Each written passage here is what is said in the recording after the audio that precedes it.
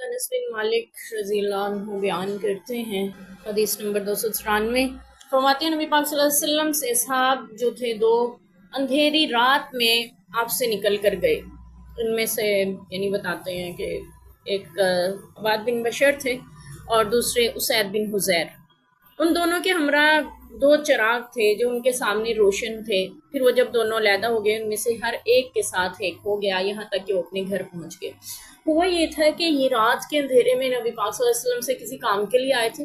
दोनों कबीला ओस से थे और आप सल्लल्लाहु अलैहि वसल्लम से कोई काम था, तो देर तक बैठे रहने की वजह से ज़्यादा अंधेरी रात हो गई। वापस चलने लगे तो कहने लगे रसूल अंधेरा बहुत है, कबीला दूर है, मस्जिद नबी से पहुँचेंगे कैसे, फिक्र हो रही है, कोई चिराग का रोशनी का इंतज़ाम भी नहीं है।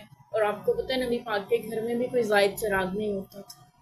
आयशा रज़ी अल्लाह अन्हा फरमाती हैं कि मेरे नबी इस हाल में दुनिया से रुखसत हुए कि उनके घर में तेल चिराग जलाने के लिए तेल भी मुयस्सर न था। मैं हमसाई से तेल मांग कर लाई थी उधार, ताकि अपने नबी का आखिरी दीदार जो आखिरी रात है वो तो रोशनी में गुजार सकूँ उनके साथ। तो यानी ये हाल थे। तो आप सल्लल्लाहु अलैहि वसल्लम के पास कोई ऐसा चिराग था नहीं जो उनको दे देते। तो आप सल्लल्लाहु अलैहि वसल्लम ने उनको खजूर की एक टहनी इनायत फरमाई।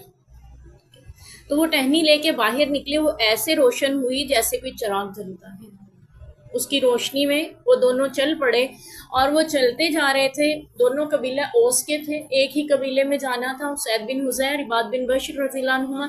तो जब वो पहुंचे फिर अपनी अपनी गलियों में मुड़ना था ना, तब एक ही ले जा सकता था वो चिराग। उन्होंने उस टहनी को दरमियान से चीर के दो किया, दोनों ने अलग अलग पकड़ लिया, वो दोनों ही रोशन हो गए और वो इस तरह अपने घर पहुंच गए। ये नबी पाक सल्लल्लाहु अलैहि वसल्लम का ख़ास मोजज़ा था जो आप सल्लल्लाहु अलैहि वसल्लम ने उन्हें इनायत किया। तो यहाँ पे बज़ाहिर तो यही है कि ये देर तक मस्जिद में ठहरा जा सकता है, जैसे पीछे हमने पढ़ा कि सो भी सकते हैं मस्जिद में। यानी इंसानी हाजात के लिए, इंसानी जो फितरी ज़रूरियात हैं उनके लिए मस्जिद में रुका जा सकता है। जो गैर मुतल्लिका ज़रूरियात हैं, इंसानी एहतियाजात यानी कि शहवत से मुतल्लिकात हैं, उनके लिए नहीं आप रुक सकते हैं, ठीक है। उनके लिए आप अपने घरों का रुख करेंगे। तो यानी ऐसी ज़रूरियात जो फितरत के साथ इंसान के लगे हुए हैं और बेज़रर हैं, नापाकी उनमें ना हो, हराम ना हो, तो उनके लिए मस्जिद में रुकना जायज़ है। तो ये यानी हज़रत अनस रज़ी अल्लाह अन्हु का एक मोजज़ा बयान